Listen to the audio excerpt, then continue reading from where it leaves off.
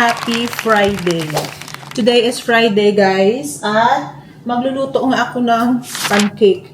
Request ng aking asawa, pancake. So, ito yung aming breakfast. So, ano ba yung aking... Ano dito? 9 a.m. na. Kasi kagabi, we got home maybe 11:30 na galing from Thanksgiving party sa bahay ng aking 2 friends. So, magluluto ako. This is my rule. Roll pala ng R-O-L-E. Roll as a wife when my husband is home. But even he's not home, I always wake up to make his food. When he goes to work, sometimes I don't. Depends on the mood. Especially now that I'm pregnant, it's like tiring. But I still make his coffee. So he's not gonna buy anymore kasi ang mahal. Or sandwich. So yung pancake, binigay. My husband, my friend just gave it to me, guys. Binigay lang sa akin. I'm trying to speak English. Oh, waffles. You can make waffles from pancake. Ngayon ko lang nalaman, ha? Tawa ko naligo siya kasi sabi ko, mag-YouTube bago na ako ngayon, mag-film. I woke up early, I took a bath so that I look presentable para maiharap naman ako ng mukha sa inyo. Maiharap. Grabe talaga yung mga ano ko, yung mga word of the day ko, no? Mga maiharap na mukha. Alam ko talagang alam. Gusto ako sa pancake, guys, kasi ano lang, easy lang. Kahapon, I cook potato, egg, with tortilla. Yan yung kanyang breakfast. Ay, boring yung pagkain nila, no? Ako, guys, I have a lot of food from Thanksgiving. At yung friend ko na pumunta ng isang araw, may pata pa ako doon. Kaya, brunch na to namin, guys, hindi na kami nagla-lunch.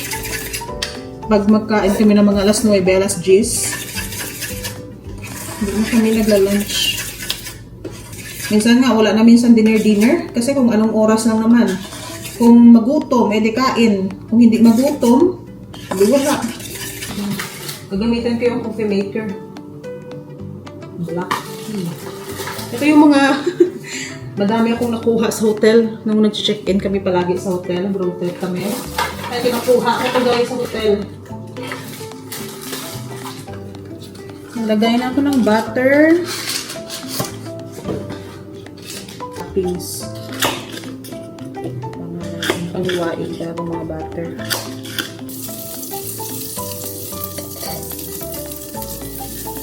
Anong brand ba, mga madam? If may idea kayo, yung real talaga na butter. Ewan ko, kasi may nagko-comment na hindi daw real yung ginagamit ko na butter. Pero ngayon, pumili ako ng ganitong butter, Organic Valley. Ewan ko kung real to siya na butter. Search naman ako, pero parang lahat naman ng butter, parang may halo talaga. Ewan ko. Ay, hala. Sira. Yung binigay ng friend ko, guys, na siomai. Ito, oh. Sarap to. Ito na lang yung ulamin ko. Ayan. Parang hindi na siya doon. Ito, ha? Ito yung How did you do it? How did you do it? I opened it and closed it again. That's what I did. Ham.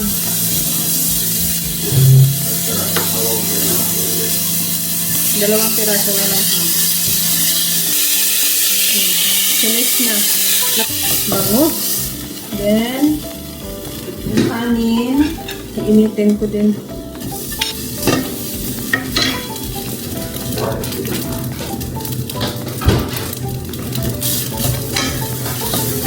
Parang gusto ko kumain ng soup kasi kahapon wala akong makain ng soup. Ano yung soup pala, pero konti lang.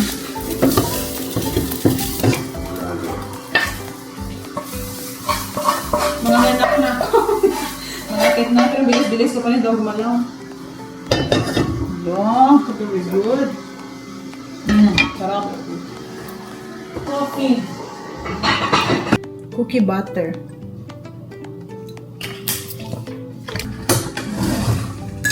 Magaling. Try na rin yung lasa kung masarap.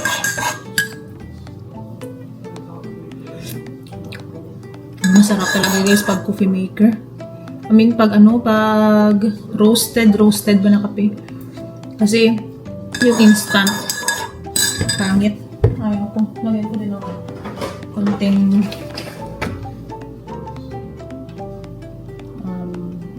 milk. They're good. It's pata. Wow. Beef pata. Grabe naman yung breakfast. Tapos may siomai. Siomai. Nice. Siomai rice, kanin at ham. Ganyan pag may leftover na nagaling sa party sa mga friends. Where's my phone?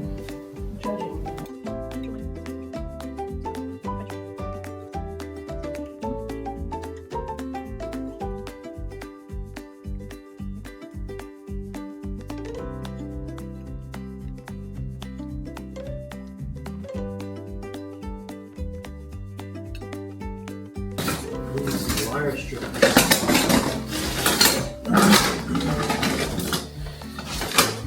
Where? Is that your... Thanks, babe. Now we get a lot of cartoons in here from...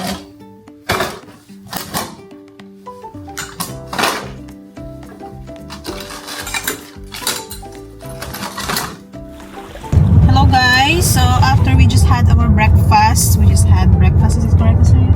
We just had... papunta kami guys sa we're going to my husband's ex house because he's just gonna fix something in there, and yeah, we're just neighbor. Gotta get my son too. Yeah, and then we're gonna get my stepson too. And I'm so full. I ate a lot of breakfast. Oof. Tummy. Malaki na yung my tummy is so big now. No. Malapit na. I'm getting there. Almost gonna give birth soon. Nandito na kami at papasok na nga kami sa loob. Ang ganda mga puno-puno. Iba-iba na. Yeah. Dami siyang mga laruan, hindi na ginagamit. Not using it anymore. Mga sasakyan. Then, ayan, malaki. Sasakyan. Nag-aayos siya, guys.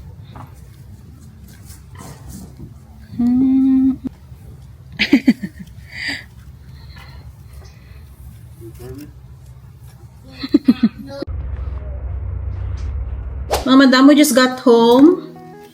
It's already 12:54. Mag-alauna na. Maghugas ako ng pinggan. Lamig ngayon, parang tinatamad. Black Friday sale ngayon mga madam. Kaya madaming sale. Tamad akong magbili-bili. Madami sanang mga sale. Pero minsan di mo naman kailangan. Mapabili ka lang kasi sale. That's fine. Maybe tomorrow.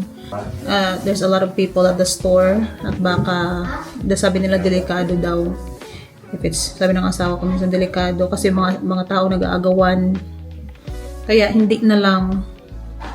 Hugas na lang ako ng pinggan. Maghanap kasi ako ng mga bag. Kasi bag ko medyo maliit na.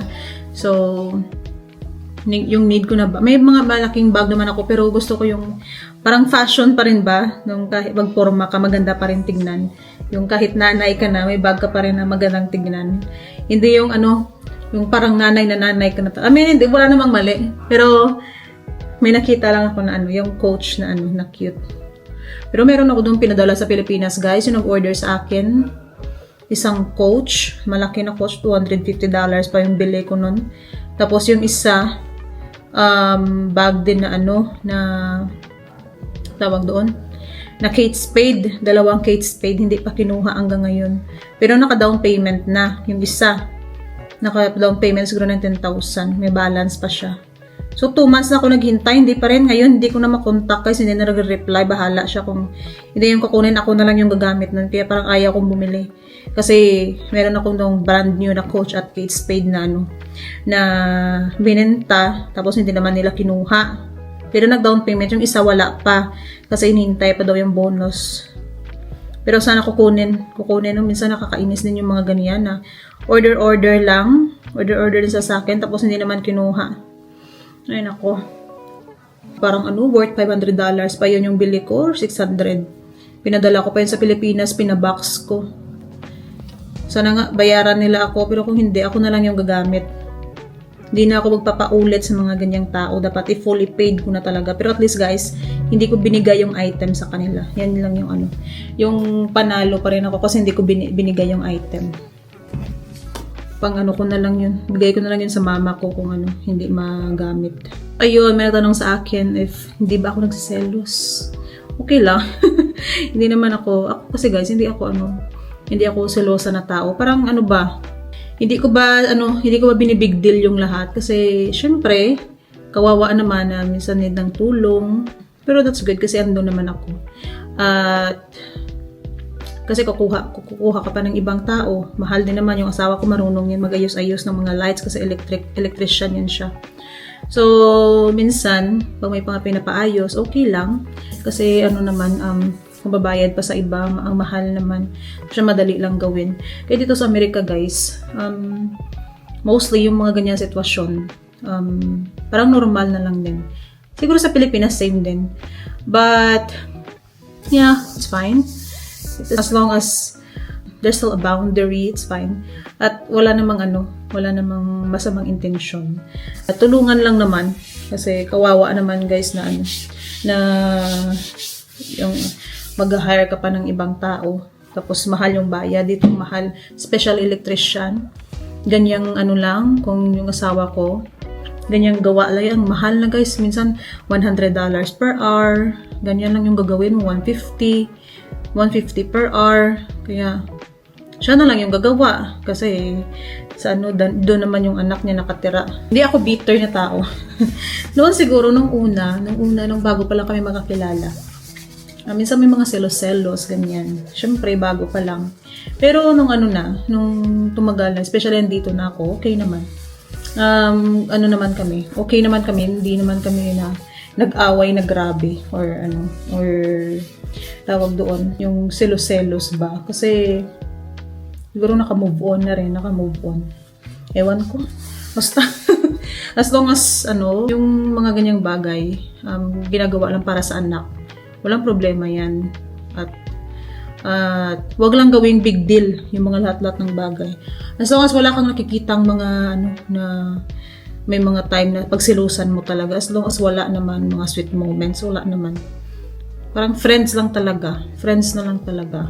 Pero sa akin guys, nung una pa lang, nung bago pa lang kami magkakilala, of course may time na nagsiselos ako, mga ganyan, kasi parang hindi ko pa masyadong maintindihan at bago pa lang that time. Parang nasanay na rin ako. At minsan, so ayun, okay lang. Basta lang talaga, casual lang. Sports lang.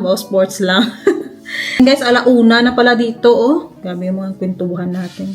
Kasi minsan nagsasabi sa akin na pero syempre, yung mga iba concern na siguro na mag-ingat ka, ganyan. Kasi hindi mo alam yung mga tao dito.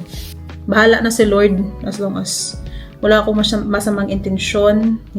Wala din siyang masamang intensyon for us lang lang talaga para makatulong or para wala nang mga away-away, mga ganyan. Kasi pag may mga bitterness tayo sa heart natin, mga ganyan tayong bagay, minsan kita lang naman yung magsasuffer.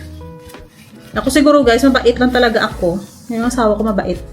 Lang talaga siya. May care pa rin siya. Kasi bahay niya rin yan noon, anak sila. So, doon din nakatira yung anak niya. So, of course, yung safety din ng family. That's a good thing din na dito sa Amerika, mostly, mga talaga sila, mga responsable. Kahit ba hiwalay na yung anak nila, hindi pa rin nila napababayaan. Yan yung kagandahan. Depende sa tao, mapa-Filipino man, anong lahi, kung ganyan kang tao, wala. Okay lang yan. Kaysa kung yung asawa ko, ganyan, wala siyang pake, or ano. Hindi rin maganda, no? Kasi, it means wala siyang pake, responsable siya for the sake sa anak niya. Kaya sa akin, mahirap mag-explain minsan. Basta, yun lang, walang mga ano. Wala sila selos, Wala na sila selos. Normal na lang yun. Ay, nakalimutan ko palang sabihin. So, ayun, yung asawa ko, every time may mga ganyan, tinatanong niya naman ako, guys, kung okay lang ba. Kasi siguro concerned din niya. Ay, syempre, concerned din siya sa feelings ko. So, sinasabihan niya ako, may mga ganyan, okay lang ba? Na ano, okay lang ba? So, sabi ko, okay lang. Wala namang problema, ganyan. At, diba? Swerte niya sa akin, no? Kasi, ako wala akong ano, guys. Wala akong reklamo. Basta ano lang, basta nasa lugar lang. Nakalimutan ko pala sabihin. So, kanina yun, tinanong niya ako, kung okay lang ba, pumunta kami doon, kasi kukunin niya din yung anak niya. Kaya, no hard feelings. Good lang. So, ayan lang mga madam. Hindi na ako kanina nakapag-video kasi na-busy na at naglinis-linis ako dito sa bahay. And thank you so much everyone for watching. Don't forget to like, share, and subscribe my YouTube channel. And if you want to follow me on Facebook, my name is Marie Rose Vlog 2 with Blue Mark Check. Bye everyone. God bless.